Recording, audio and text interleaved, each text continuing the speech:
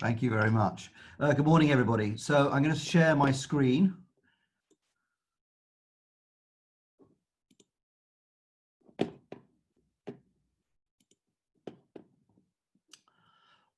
Good morning. So so I teach at Dulwich College, and you can see an aerial shot of the college in this picture. It's got about 70 acres of grounds, which might surprise people given it's in London. And it's about 12 minutes on the train from London Victoria, so easy access to airports and central London for all people. It's a boys' school. We are predominantly a day school, but we have about 150 boarders.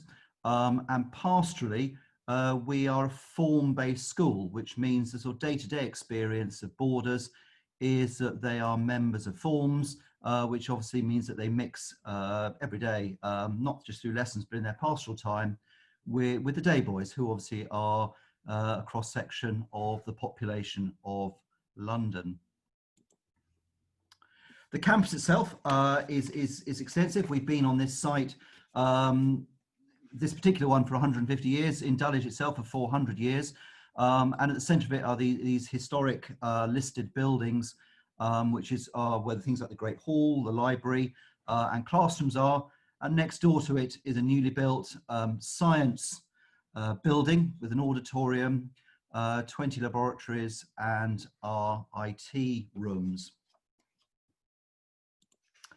I've been asked to talk about two things. One is teaching resilience, and the other is a little bit about thinking, the questions I guess you should ask about university and life after school. And the first thing is teaching resilience. The picture is of a man who was a boy at Dulwich College, as you can see, in the 1880s. You may have heard of him, Ernest Shackleton. He was a polar explorer. And I guess the thing about resilience is things don't always go right, and I think it's quite hard sometimes how do you teach that? How do you teach being able to think about and cope with having to change your mind, having to adapt, having to often be quite spontaneous in terms of the plans that you think you have and the way that you need to respond, above all, to kind of failure. The picture here shows Shackleton's boat being crushed in the ice at the South Pole during the First World War.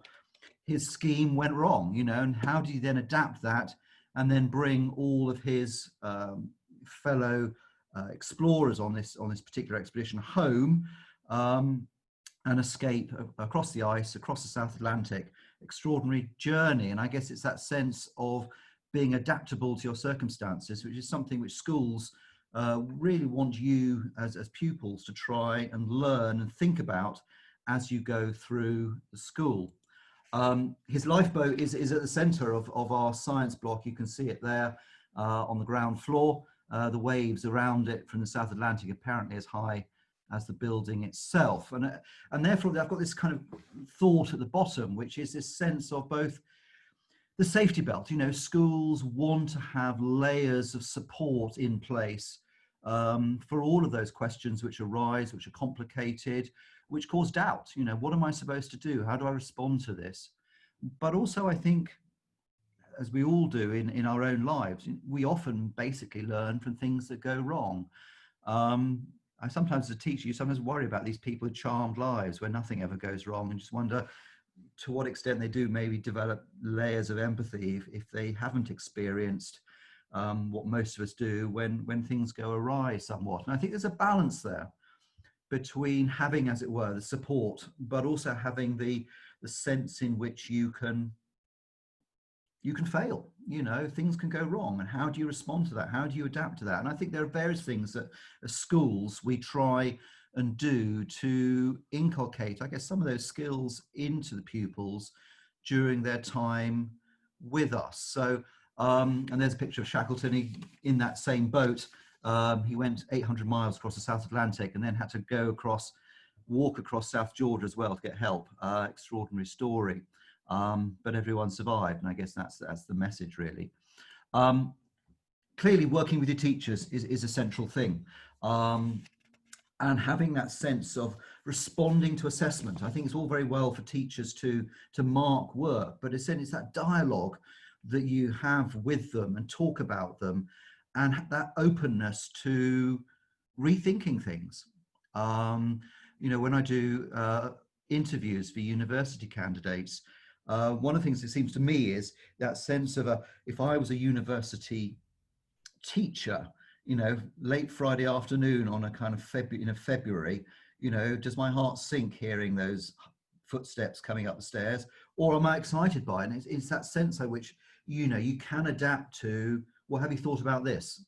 Or what about this evidence? Does that change what you're thinking about? And I think that ability to interact and talk to teachers, I think, is an essential thing in developing that ability to respond and to rethink, recalibrate your own ideas. And it's not just about A-levels and public exams. I think there is a real sense in which you perhaps can put yourselves in places which are less structured and formed, and therefore where there is more space for you to develop your own ideas, to bounce them off teachers and other people's work. And at Dulwich, there are a number of these kind of forums by which you can do that. So for boys in the upper school, which are the 2 years of A-level, there are essays that they're expected to do over the summer holidays, competitions that boys enter. One of the boys I talked to last term entered the Vellacott History Prize in Cambridge, which actually won, with an essay on witchcraft in Scotland in the early 17th century. Interesting kind of social topic. And we also teach a course called A-Level Plus, which is an ability, sometimes filling in the gaps between A-levels. In some ways, subjects haven't changed hugely, you might say for 100 years or more. And how do you, if you want to go and read law, or you think that's something you're interested in a later career, we don't do law as an A-level, yet you could do a course which might, drawing on your experience maybe as a historian or doing English or something like that, that begins to think about the nature of law and the subjects, questions that might arise from it. Or there's another one on engineering, there's another one on cities and the imagination. And I think they can often fill in the gaps between A-levels and give that rich sort of landscape beyond often the very specialized courses that A-levels include. And I think your ability to juggle these things with the demands of A-level, again, require a degree of resilience. And I think that's really important. There's also a balancing act, I think, between your ability to lead, to be something communal, to work together. Something I always try and impress upon, the boys that I teach is, revision. That requires resilience. It's not the most exciting thing, but it's important. And often, if you do it as a communal activity, it can be extraordinarily enriching and carry you through your preparation for exams at school, university, whatever. But also, you're an individual too, and I think that ability to think for yourself and to stand out from the crowd. I think it's very hard being a teenager. You suddenly or gradually become aware that the crowd, the group, is the thing that you want to be a part of. And I always think, say to them in assemblies, one of the great things about getting older is you stop worrying what other people think about you. And I think that's really hard for a teenager to do. And again, that degree of resilience of being prepared to stand away from the crowd, I think is something which is really important as well. And a degree of kind of character which goes with that. And you see that too. Here's a picture of one of the boarding rooms in one of the senior houses. We're a day school. We end at 4 o'clock, 5:30 for after school activities. But for boarders, there's a life in the evenings, and again, that degree in which you work together and can study together, I think helps develop that sense of you as a group and that sense of resilience. I was listening to Graham earlier talking about Abingdon. Of course, many schools are pretty similar. Being involved in things outside lessons, I think, is incredibly important, again, in terms of how you manage your time, but I think also how you kind of develop character. To stand on stage and perform in a play or sing. This is a Founders Day concert in the outdoor stage. great showman, Louis, or indeed, acting together in a concert. I think it's in the festival hall about a year ago, where we performed with our two other schools in our foundation, Allanes and Jags, combined concert. And sport, leading a team, you're losing, and how do you try and get your teammates to renew their effort to prepare for what's going to happen afterwards. I think that all of those things help to develop resilience, as does competitions. I think this is house athletics on our track taking place. I think if you can get involved in these things and the breadth of what schools like Dulwich and Abingdon have to offer, then I think it helps you to develop that character and how you're going to juggle all those competing demands that you have as a student, as a teenager, and ambition. I did a PhD, and I think one of the most difficult things there was halfway through sort of thinking, I don't really know what I'm doing.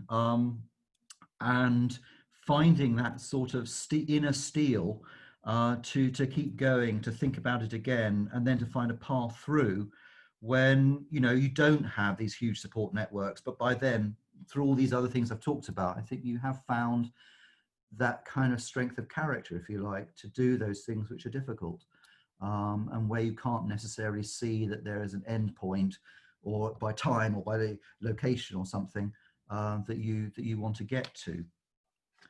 And I think all of those things kind of lead you through to, well, what am I going to do after school?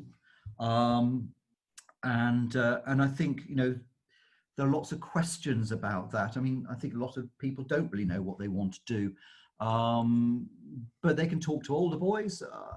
What are you going to do? I was going to talk a bit later about the Old Boys Association, the Allane Club, and the sense that the connections you can have and the guidance you can have, which I think can be really helpful. So what I thought here was really just to talk a little bit about, I think, the questions you as parents probably want to ask in terms of, well, what does the school do to prepare people for their next journey after they've left? So at Dulwich, I thought you can see all these figures on our website, and the whole list and the subjects they're doing across several years. But I just picked out the biggest universities that we've sent boys to last year. Obviously changes a little bit from year to year. And I think, I guess one of the questions is, is it a school that has experience of sending, preparing candidates for universities in the UK, outside the UK? We, as I'll show you in a minute, have a number of people who prepare boys for applying to American universities. And above all, that sense of the experience you've got of the types of courses that they're going to do and the types of places they're going to go on to. So here at Dulwich, these are the people involved in university applications. I guess one of the things that I would pick out is a new appointment, Jake, who's just arrived at the college. He's American, his experience is in American universities, and he's assisting Mr.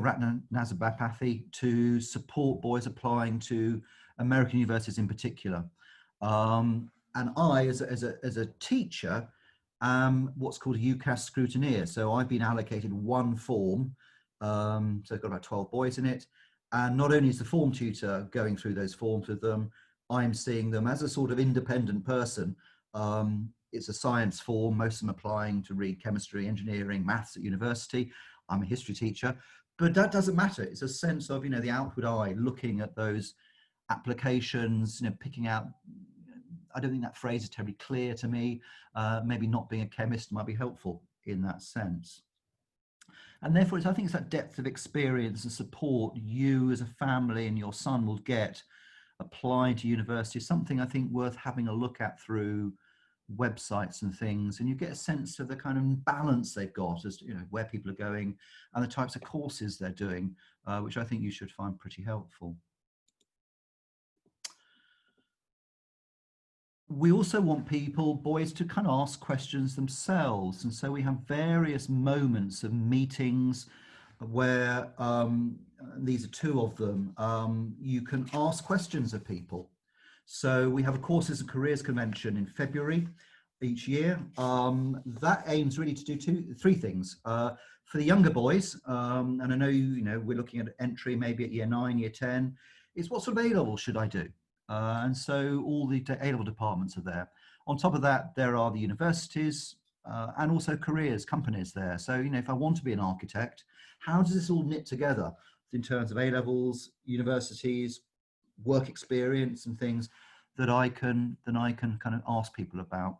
And then we have a festival for overseas universities. You can see a list of the countries and the universities in it that are represented. If you're thinking of, education is now a global commodity, and an increasing number of boys are looking at going abroad to do those courses. Dulwich Big School, there are about 220 boys in a year group in the upper school. And there are, therefore, I think about 8,000 Old Elanians in London, and we think there are about 12,000, not totally sure, around the world. And I think a good question to ask and look at is the support networks that go with being an alumni of a school. This is from our website. You can have a look at, read up about these things in more detail. But the Al-Ain Club is there for all Old Elanians. It's a global thing. There's a Hong Kong branch. When staff go up there, they meet up with OAs in Hong Kong. And I think it's that sense of networks, which often connects back to universities. If there are 15 OAs each year going to Bristol, you've got 45 of them, across 3 years who can support the new ones who are coming in. And I think that can be really helpful in terms of finding your feet, making sure you're doing the right course, asking the right questions, and that sort of thing. Obviously, we really want you to come and visit Dulwich. A bit difficult at the moment. There's a virtual tour on our website, which will give you a sense of what a lot of the spaces on the inside look like, and that's being developed further. There's a second phase of that particular tour being developed in October. So keep having a look at that. We do have a few dates for applications. We normally take about 15 boys in at year 9, about 5 into year 10, and about sort of 20 to 30 in at 16 plus. These are the applications essentially for the middle school, so for years 9 and 10.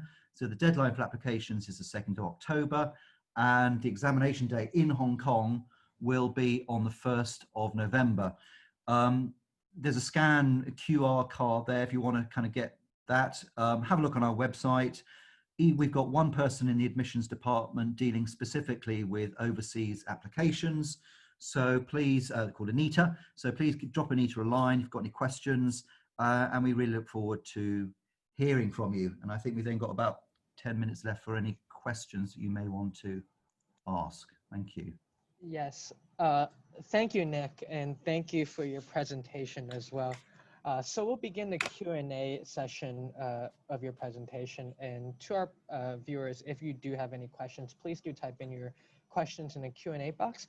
So I'll begin now. The first question is, you actually already mentioned that the years of entry at Dulwich. Now, do you accept any other years of entry besides the 2 years or 3 years you just mentioned? Very similar to Abingdon, and we wouldn't take boys in at year 11 and year 13. There simply isn't time to do the courses that you're going to sit exams in at the end of in the summer term of those years. We do take a few boys. There are usually we have a big day entry at 11 plus. We do take some boarders. There's usually about sort of 3 or 4 come in at 11 plus. So 11, 13, 14 going into year 10, and 16 for the upper school.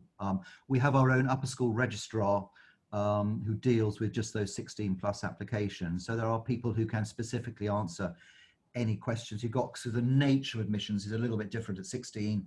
So you're tested in the subjects that you want to do at A level, whereas in year 9, year 10 entry, you'll sit papers basically in maths and English, do a reasoning test, and those are standard for all entry. Thank you, Nick. And next question is, do you guys take day school applications from Hong Kong students? We do. If you're looking for a day place for basically for 13 plus, so year 9 entry, that's our big point of entry, 11 plus, 13 plus for day boys. The entrance exam is in London. It's usually the last Saturday in January of year 8. And you would need to be there for that exam then. If you're coming in from overseas, we would normally then give you an interview the day before, because normally boys sit the entrance exam in late January, and then we interview the London boys, as it were, in early February. And obviously the practicalities of hanging around or flying backwards and forwards mean that we would interview overseas boys looking for a day place in that late January slot. Sure, understood. And I'm just asking, if you are asking about the deadlines and the applications for beyond next year, are they usually similar each year? They're pretty similar every year. Normally we would, I mean, this year we're not, we send a group of staff out to Hong Kong in our October half term, organise meetings, a little bit like this, you know, so people can ask questions and things. We're not doing that this year, but that again, we would be expecting to do that next year. But these dates are pretty standard for Hong Kong. Yeah.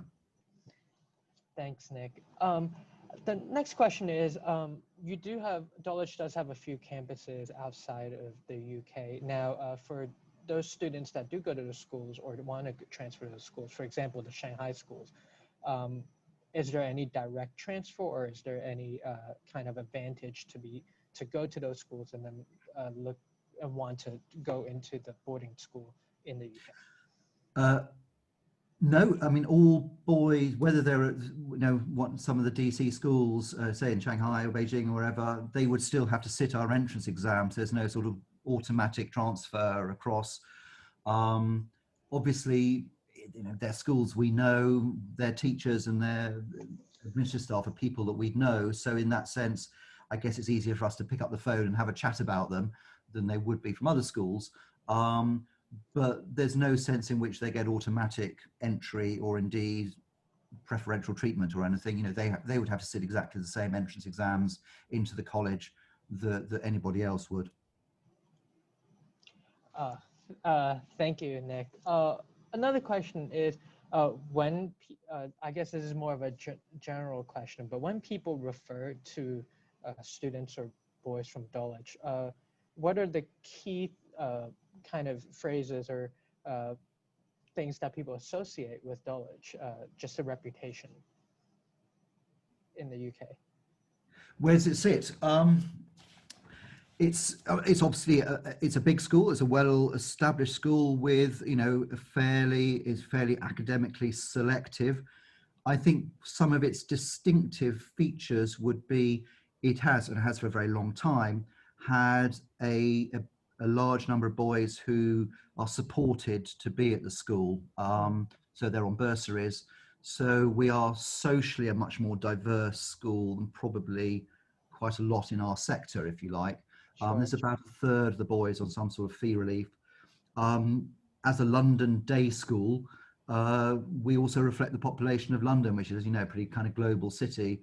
So as you see probably in a lot of the photographs, they are a pretty diverse bunch of boys. And I think we'd like to think they've got their feet firmly on the ground and kind of deal with anybody around them. We don't want them to be too much sort of in a bubble of their own specialness, if you like. And I don't think that's very helpful for the planet. And I think those character skills are something we think are really important in terms of being future citizens, really. Sure. Thank you. And I believe we may have time for just one more question. Now, just back to admissions again, because we do have a lot of questions about that. Now, if a student does get into the school and is given an offer, how long do you hold that offer for? So the offer that goes out will have, we need to hear back from families within, I think we give them about a month to let us know what they would like to do. They then have to obviously pay a deposit to secure the place.